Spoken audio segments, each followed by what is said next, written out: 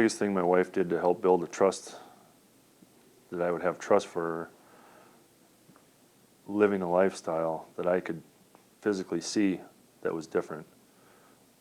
Because words meant nothing anymore. It has changed. It has changed a lot. We have a trust layer now in our life that I've never had in my life with anything, even as a youngster.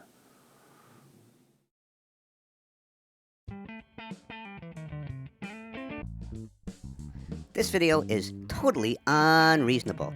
It'll suggest that you can restore the trust in your coupled relationships by staying sober and being trustworthy. You might ask, what is being trustworthy? Well, it involves very dumb things like, not lying, or being accountable for your time, or even being, consistent in your behavior. To me, that sounds like a lot of work and requires way too much change. If your significant other really loves you, they should accept you just the way you are. Even if that means, you're a little dishonest, a tad manipulative, or if you decide to get high again.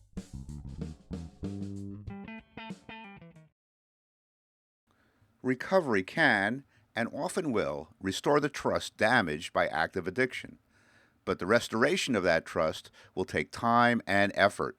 Sobriety is a first step that needs to be followed up with honesty, openness, and humility. This video will help you learn what's helped other couples to repair and restore the trust that was damaged by their addiction.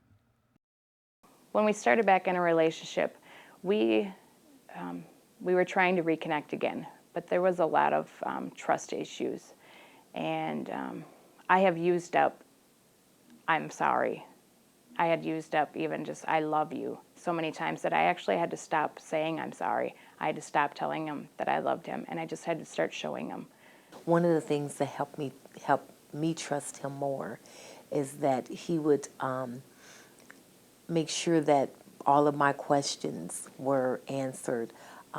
He would even go out of his way at times to make sure that he was there in times that I may have had doubt. And he was very understanding always in that area. There were many challenges initially when I first got sober, as far as my relationship with my wife.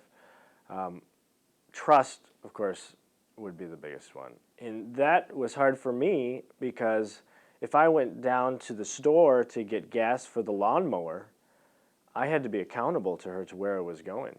Because in the past, anytime I got the opportunity to take off, I would probably use.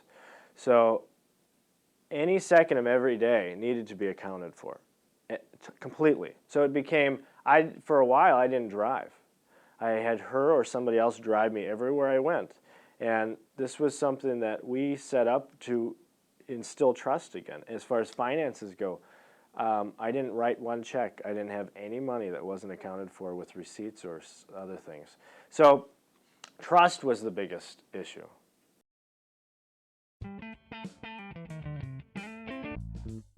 I definitely disapprove of this guy's very radical approach to his recovery and his effort to restore trust with his wife. Doing stuff like accounting for your time and money is totally wimpy. Sure, they will help you stay sober, and sure, they'll help you improve your relationships, but at what price? You become a jellyfish without a backbone. I say you're better off just getting high or having your significant other not trust you. Plus, you've developed all those really great lying skills while you're using.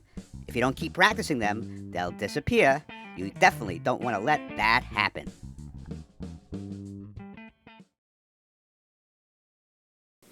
The main things that helped the trust over time and the marriage improve were immediately Ben surrendered everything. He said, "Here are my credit cards.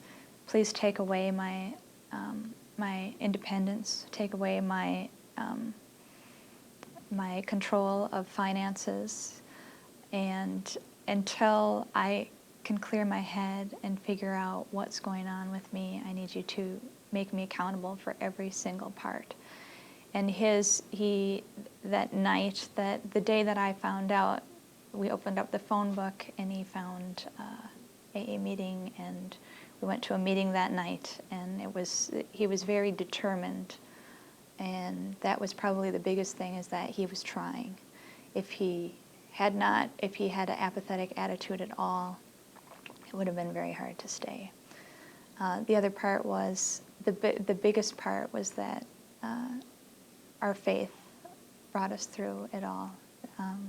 When we thought we couldn't do it, we would cry together and we would pray together, and we basically began to date each other again. Our marriage was like we were newlyweds. However, I also traveled about 48 weeks out of the year during that time, which I wouldn't recommend for anyone. Testing themselves in hotel rooms around the country all by themselves is not exactly the wisest thing that someone in recovery can do.